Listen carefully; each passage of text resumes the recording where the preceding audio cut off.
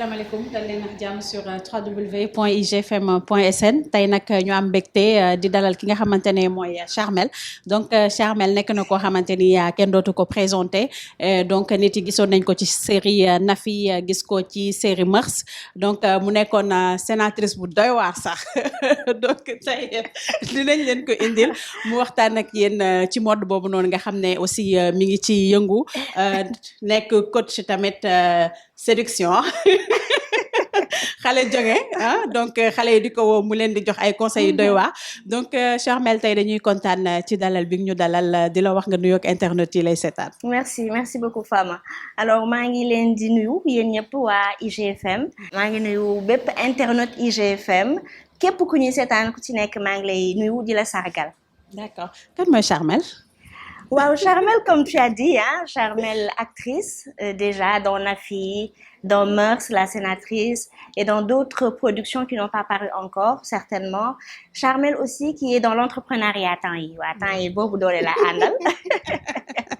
Donc tey daal da nga ñëw en force. Waaw temps yi moom dama bëgg rénover la Charmel. D'accord. Wow. Donc comme ni nga ko waxee sonk nga nekkoon ci Nafi nan nga ñëw ba intégrer Marodi TV. Oui, alors Marodi TV, ndeysaan bi ma fay dem, c'est parce que j'avais passé à un film, le film de Omar Sy, Yao, la demoon comme figurante. Donc bi ma demee, j'ai rencontré du monde là-bas, xam nga nit ñi moom relationnel, c'est très important. Am ñu ma fa apprécier de comment, bon, qu'ils ont dit que je pouvais faire mieux que d'être figurante. Ñu daal di may booleeg waa Marodi. OK. Donc noonu nga commencé après nga bokk ci li nga xamante ne mooy Nafi. Donc defoo casting. Relation la. Waaw on m'a juste appelé pour me voir parce que ñoom xamuñu ma woon. ma dem waxtaan ak ñoom def fa sama ay tuuti bëri bagage yooyu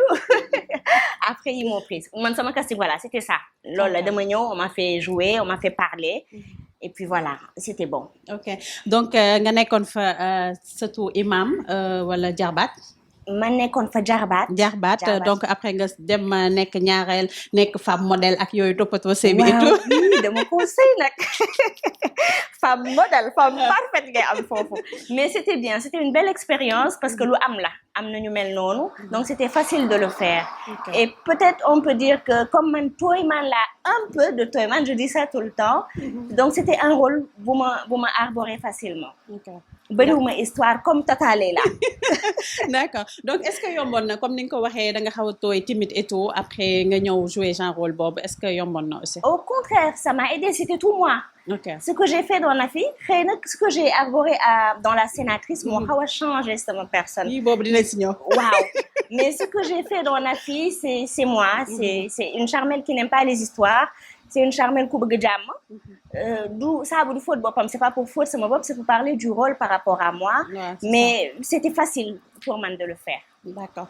donc lan moo la marqué woon ci ban séquence moo la marqué ci série Nafi. Waaw alors série Nafi bi boobu duma ko fàtte mukk j'avais dit déjà ci benn interview. Comme xam nga nit ku nekk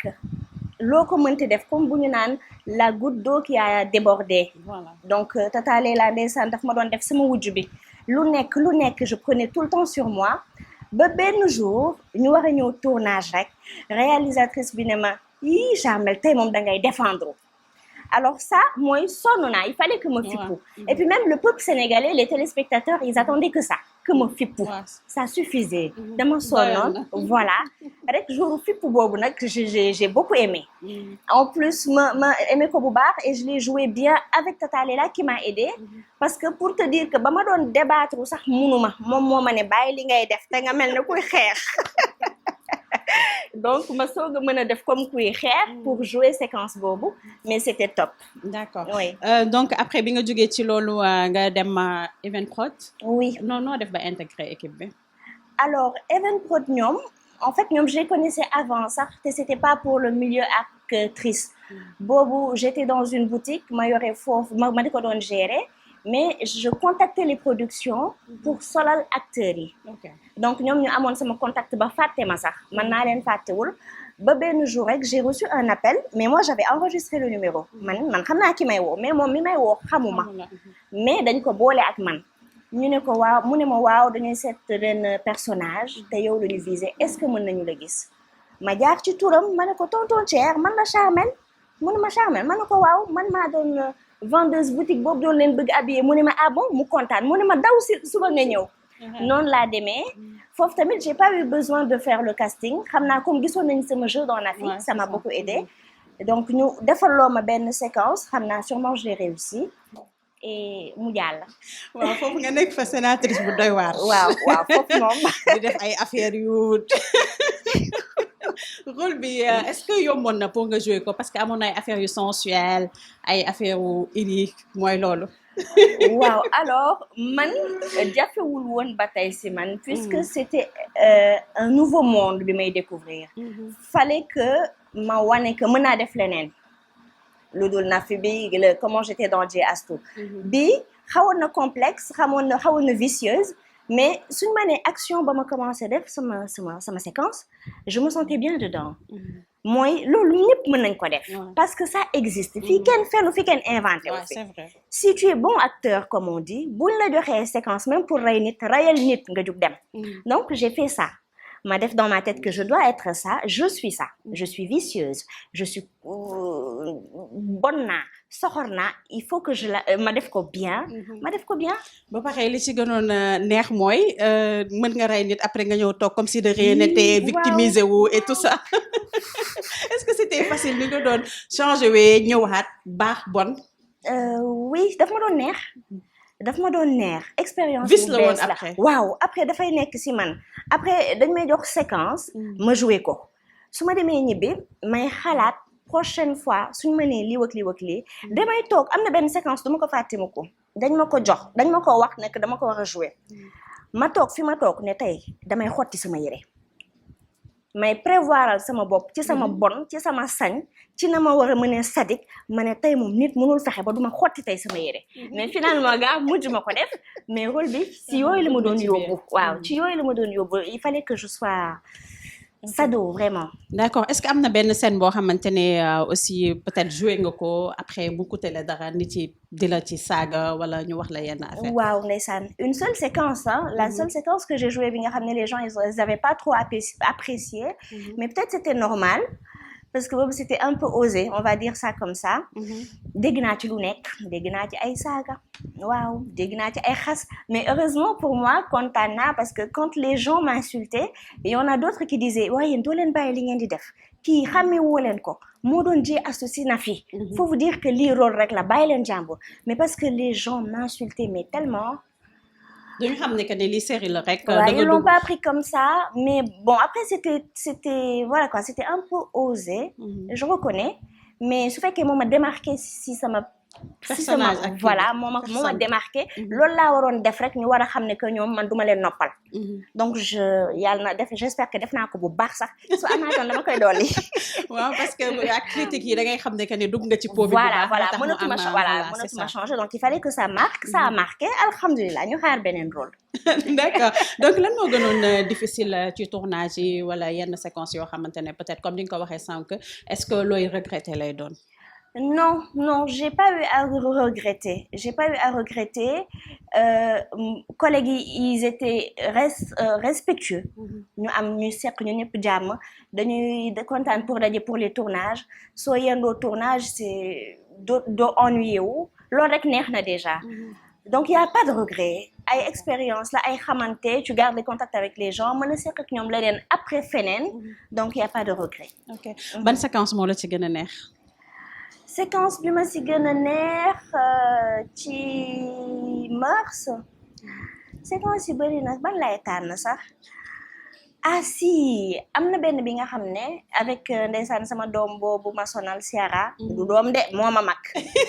alors avec Ciara bi ma sonal j'ai bien aimé rôle bi may jouer ak moom tu vois quand tu parles à quelqu'un ngay jouer nga gis ne que kii li nga koy wax même pas que sax affecté na ko mais bëgg na ko faj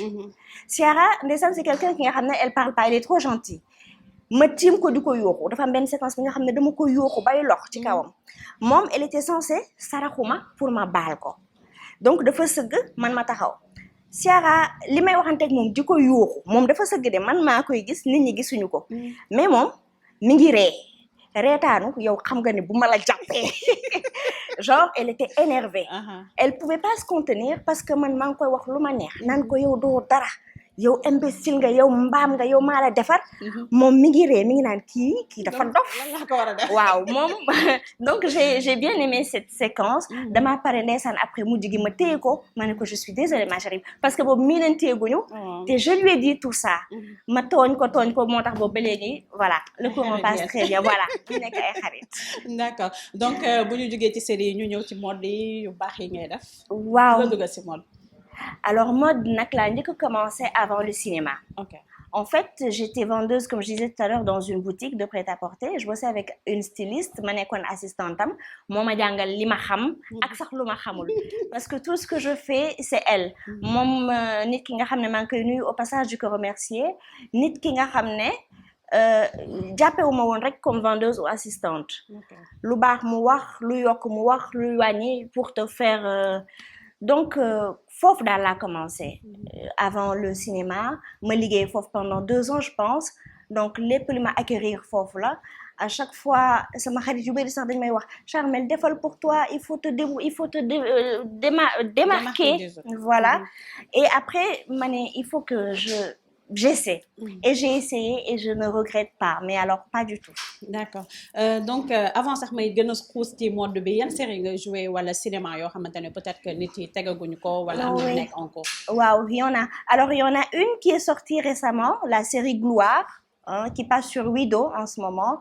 donc que j'ai fait avec suñu production boobu fàtte naa tur bi Cisco Boss maa ngi lay nuyu mais c'est une très belle série mi ngi jàll sur Wido j'ai fait aussi un film long métrage moom tam génnagul que le père soit ak tamit souvent je fais des courts métrages am na yu génnul mais j'espère que tout le monde va aimer que gars yi dañ parce que neex na lan moo la dugal ci cinéma waaw cinéma kon de dama ci ñooxu nii rek mais c'était pas prévu bien que je ne le cache pas bëri naa affaire loolu bëgg naa àdduna loolu sama yaay de bas âge depuis chaque fois daf ma doon wax yow théâtre kat bu ngan nga mes frères j'ai un frère à chaque fois dafa naan ma yow sa àdduna yëpp jeu la lépp looy def yaa ngi mel ne kuy tourner dundal leneen alors est-ce que du dafa nekk ci man est-ce que c'est quelque chose bi nga xam ne dafa nekkoon ci man te xamuma ko waaw te xamuma ko parce que j'aime bien c'est un milieu que j'aime bien et j'espère que je ne déçois pas mes collaborateurs ok donc ku wax Charmel wax jonge wax astuce waaw dégg naa la foofu alors Charmel coaching mam fama yu garaaw lay def non déglu naa la foofu en fait Charmel coaching c'est un peu plus vaste que jonge ok c'est man li ma gën a ñor c'est pas jonge man parce que man je me dis que ku nekk am nga sa jonge ku nekk am nga loo mën loo xam ñun ñëpp la mais man ce que je fais plus c'est de partager avec la personne c'est atténuer ko li ko metti moi c'est plus ça après li may jaay en jonge wala li may def si la bokk mais mënuma la yokk loo xamul ñun ñëpp a xam mais benn plus la rek waaw benn plus la bokkul nag ak ki nga xam ne elle a besoin de parler à quelqu'un ça existe am na des fois je parle à des femmes li ñu may waxtaane ak li ñu may wax amuñu fuñ ko wax et j'espère que li ma leen di jox comme réponse wala li ma leen di dalalee j'espère que mi ngi leen di apporter mi ngi leen di dooleel parce qu'elles en ont besoin